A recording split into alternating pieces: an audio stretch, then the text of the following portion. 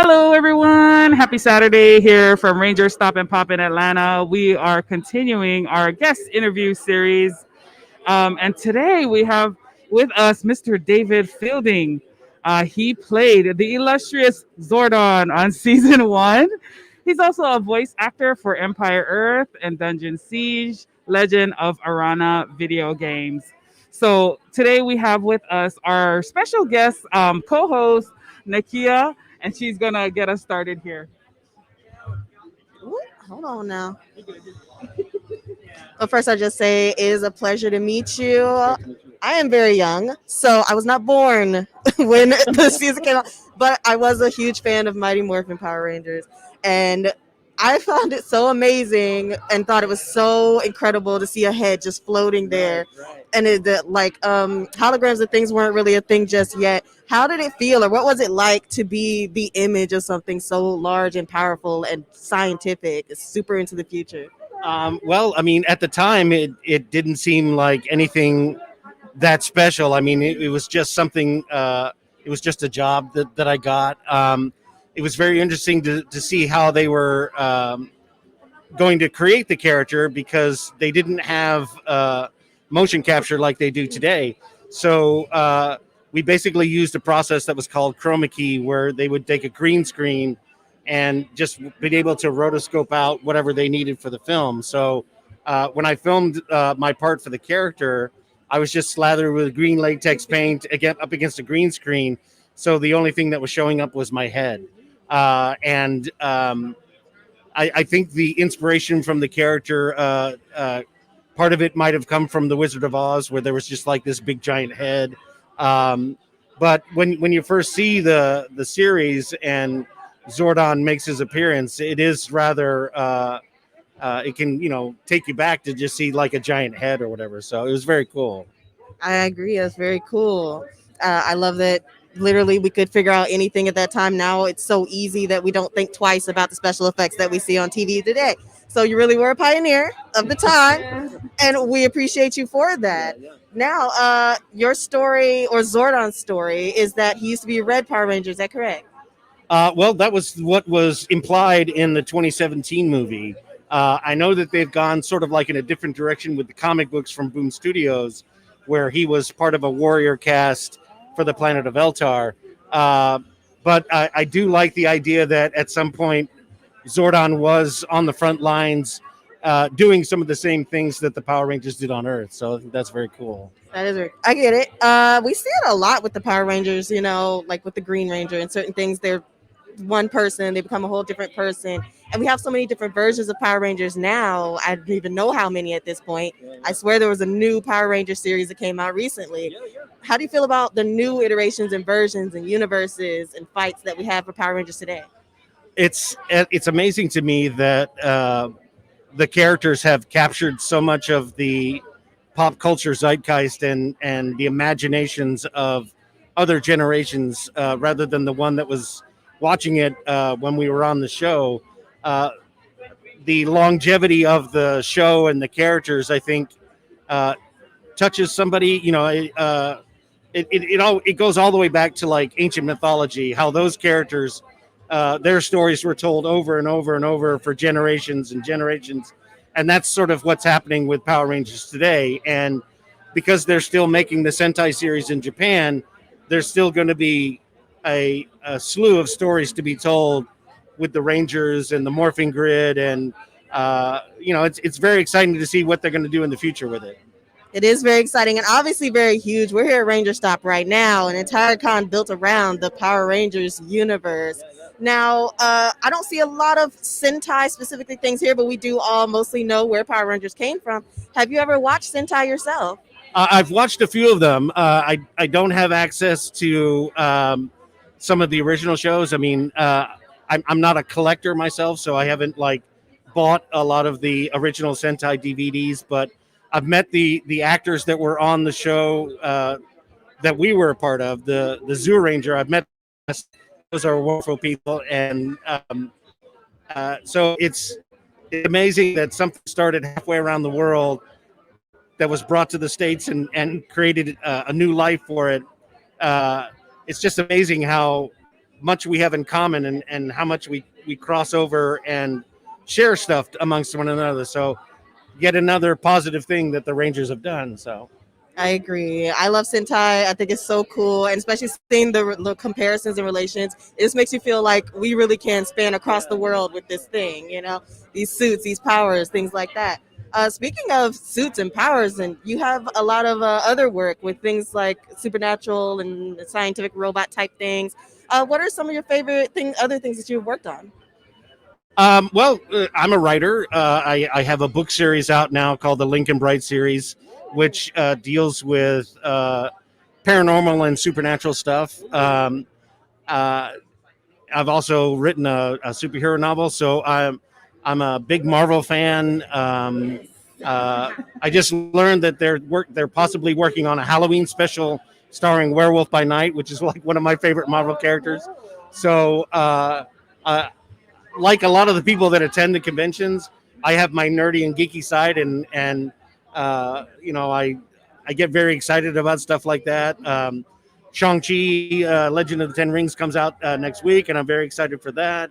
I'm watching What If on Disney Plus, and that's very cool. So, just like everybody else, my interest spans, a gamut of stuff. But yeah. I love it. I love it. We're also some big nerd fans. Obviously, everyone likes a lot of things. I love to hear that you're a big Marvel fan too. I know we've got some people watching who are really excited about that and also excited about your books. So, everybody, I know you heard him. You can go find it. Now, what was the name of it again? The first novel is called Glims. The second novel came out this July. It's called Gaunts, and I'm in the middle of editing book 3, which is called Gifts. I was just about to ask you what you're getting into next. Aside from writing, what else are you getting into in your future? That's pretty much it. I mean, writing is it takes up a lot of my time, so I do take a break every now and then and play video games on my PlayStation. So just like everybody else, I do what I do can get by. I mean, we're still stuck at home because of COVID and all that stuff. So just trying to get by like everybody else. It is a great time right now during the pandemic and all the uncertainty and social distancing to get kind of your artwork done and get everything in there. It's the best time to work because once everyone gets running around again, more cons, you're going to need to get in there and get your Marvel merch. So I'm so happy that you came to talk with us today. I have one more question for you. Who or what is your favorite Power Ranger character? uh, I'm gonna I'm gonna give you a very Zordon answer. Uh, I really can't choose a favorite Ranger. They're all so great. They all have their unique place in the pantheon of different Rangers. So I really don't have a favorite. I mean, uh, I identify with Billy simply because, like him, I wore glasses in school. I was really kind of nerdy.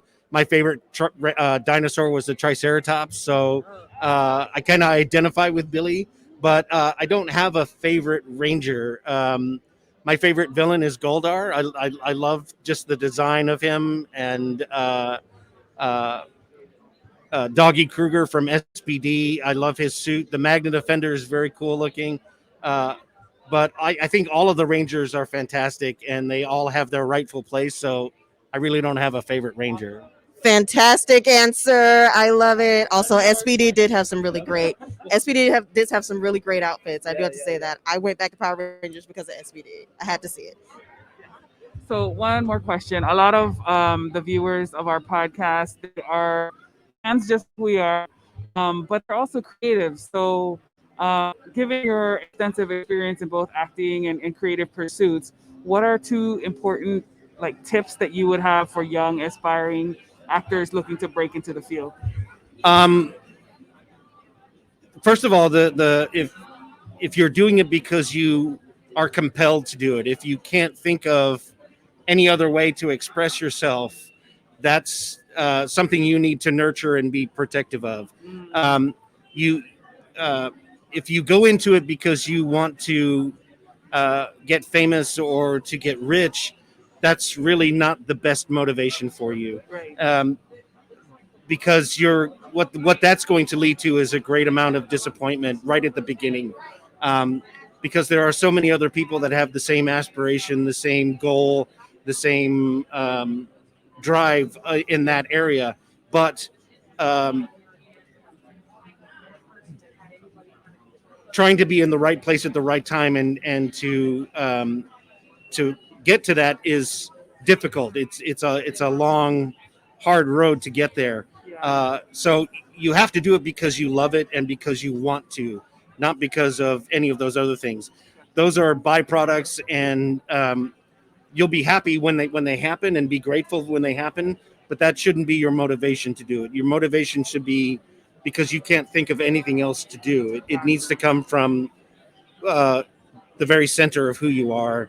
Uh, and the second thing is to ignore the negative stuff that happens. Ignore if you get rejected for a certain role or a certain like if you're writing a screenplay or a book, or if you're creating visual art or whatever, you're going to have people reject it and say, no, that's not right, or this doesn't work. And to take that and say, okay, well, that's fine.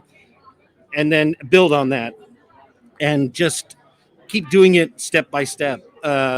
If you're a writer, you have to write. You have to put the words on the page, and just like any other muscle, it's going to get stronger and it's going to go get better every time you use it. So use it every day, work on it every day, and ignore the haters, ignore the rejections, uh, learn from them, and use what you can to build your art. But the main thing is do it because you love it and for no other reason other than that. So That's great advice. Thank you so much for that. yeah. We really appreciate you here on the Moana Nui podcast. We wish you the best of luck with your books, the next Thank one in the you. series. And if you'd ever like to come back on the show and talk to our fans about what you're doing, Sure. we would love to have you back. Okay, perfect. Alrighty. Thank you so much and enjoy the rest of the All show. Take care.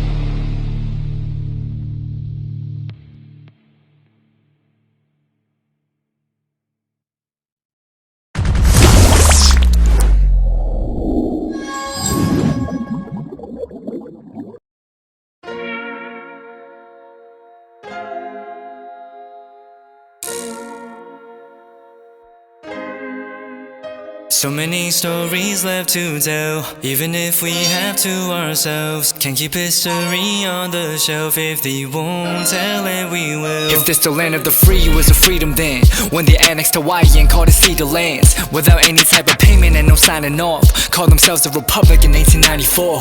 1.2 million acres overtaken from the native Hawaiians. When they resisted, the West retaliated in violence and erasure. The Hawaiian language is banned as part of colonialism's plan to expand, yeah. Stuck between a rock and a hard place. Multiple bombings of Kaho'olawe as a part of their ongoing war with Asia. Used it as a place for target practice.